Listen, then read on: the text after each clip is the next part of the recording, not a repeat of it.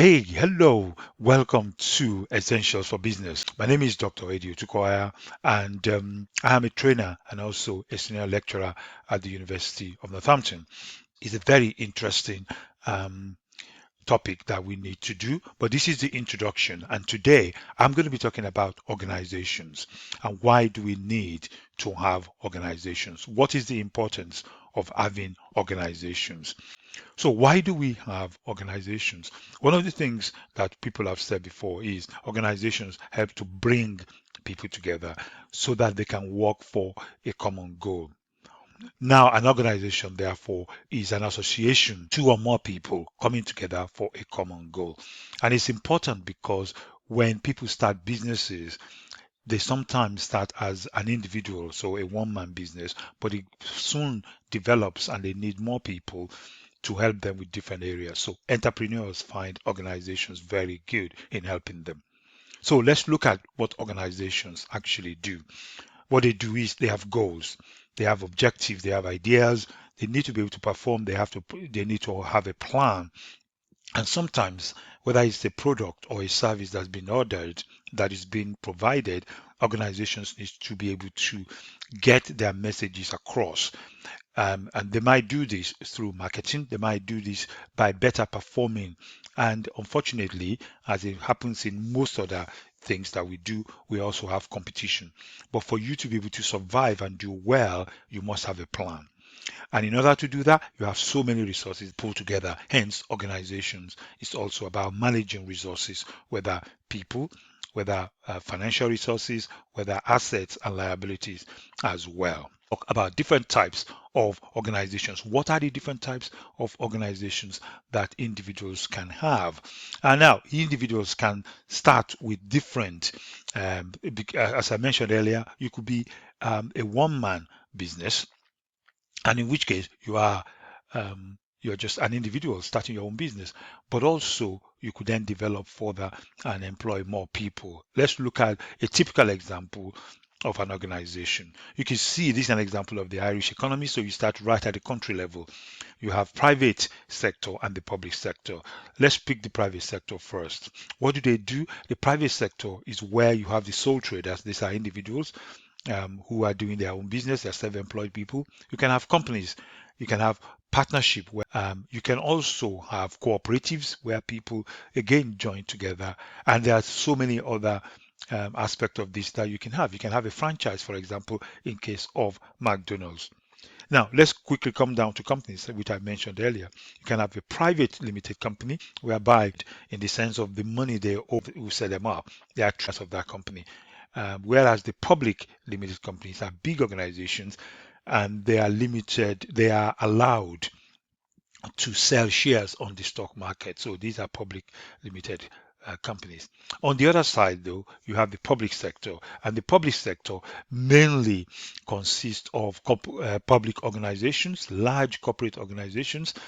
This might be in the form of the National Health Service. Um, you can also have corporations, which are really like the railways and all that. Those are huge organizations, but they belong to the public. Local authorities are the ones where they provide local services and also state services as well. Again, these are owned by the general public, by everybody, by all of us, the taxpayers. There are some examples in each of these categories, and I will be happy if you can mention some of these examples as we go along, because it will help you to continue to understand. I want this to be as brief as possible. Okay, so organizations must also have aims and goals and missions and objectives. This helps the organization to have direction. Where are you going? What are your aims?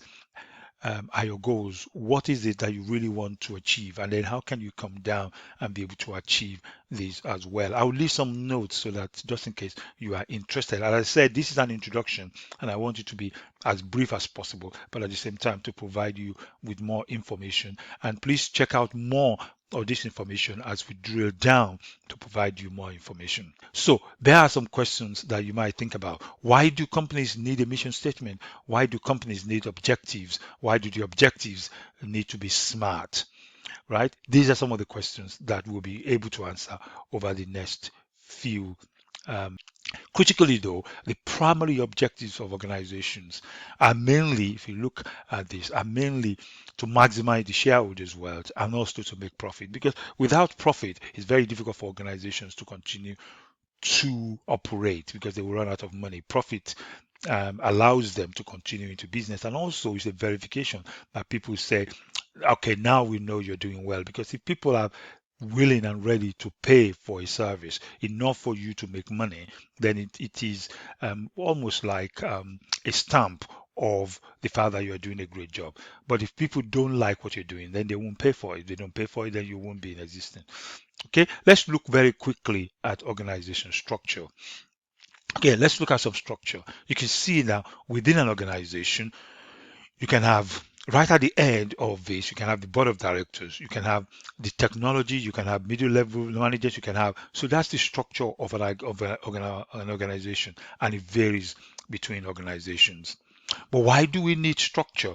Let's look at it. If you don't have structure, then nobody is in charge of anything.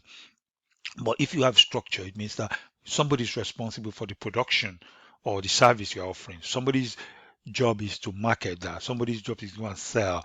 And below that, you have names of individuals. So organizations know what it is they have to do. And individuals within an organization know who is responsible. Really, it's about responsibility, because without responsibility, then nobody's in charge as well. Look at another part of this. You can have VP in charge of marketing, and you can have a financing organization. So you can have finance function, you can have all of this. Again, everybody knows exactly what it is they're supposed to do.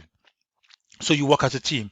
That is the whole point of working together. Individuals working on their own, really, really difficult for them to achieve anything. But as a team, we're able to achieve, and we put delegations and responsibilities onto what people can do. So we're going to be able to work together as an organization, but it's absolutely critical for managers and people who run organizations, because as soon as you have an organization, you straight away have people. Once you have people, you need to be able to manage them. And once you have the ability to manage individual people, you must be able to communicate with them and tell people exactly what it is that is required. Obama has been known to be a great communicator. He's been able to get across messages and believe and be able to get people moving as well. So with them. So let's look at some of the functions within an organization. The head of the organization is normally called a CEO or managing director.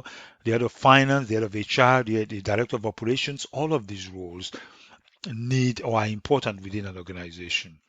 You need governance within an organization, because without governance, what it is very, very difficult to get controls. If you have money and you don't know how it's going, then it's very, very difficult. So you need to have some kind of controls in place. Strategy can help a company, because if you know where you're going, if you know what makes you different from other people, if you know how to quickly change directions when that is needed, that allows you to define the strategy or where the organization is going. Do you have an operations? If you do, how do you manage it so that you're getting the very best out of that organization? And that is critical, because if you're not, and you waste resources, then it might come back in the form of loss of profit or reduction in profit, or somebody else will be much more better than you, and they'll be able to perform better and be able to sell a lot cheaper than you. You need to tell people your story.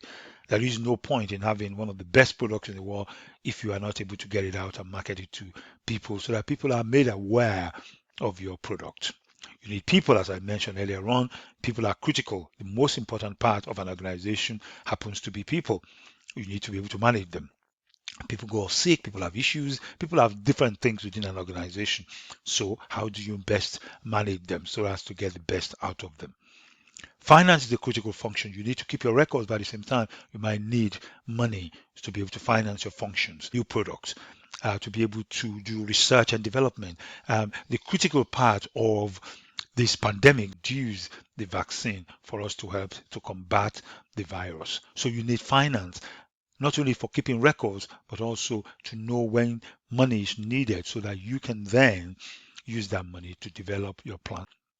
It is important to be able to make decisions. Absolutely. Do you turn right? Do you turn left? What are the products to make? What are the products that are not making money? Do you need to get rid of those particular products, or do you need to make new ones? Are the products really out of sync? Are they out of fashion? Are they obsolete? You need to be able to make those decisions and move forward as well. About manager, it's about leadership that conveys information to people about what is required. So you are the boss.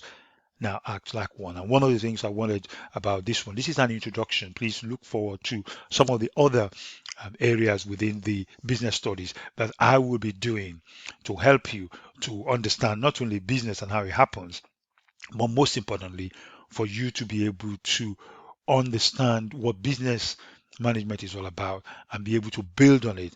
And some of the advantages of being able to understand how business studies work will really help you. There's an article here which I will include as underlined for you to be able to read if you are interested in it. Once again, really nice to have you on board, and I hope you continue to subscribe so that I can tell you more about some of these critical things, especially in terms of organization, business studies, most importantly about entrepreneurship as well. So hopefully you've enjoyed this, and if you do, please give us a thumbs up and please subscribe as well. Thank you.